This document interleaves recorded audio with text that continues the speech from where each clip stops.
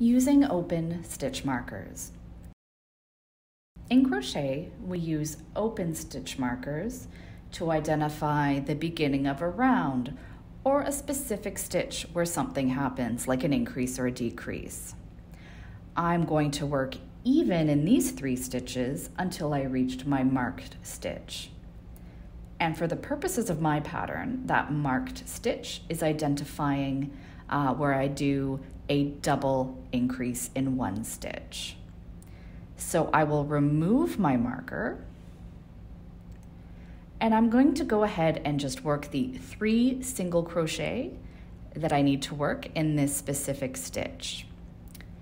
And once I have worked these 3 stitches, I'm simply going to place my stitch marker back on that central stitch so that I know where to place my increase in the next row.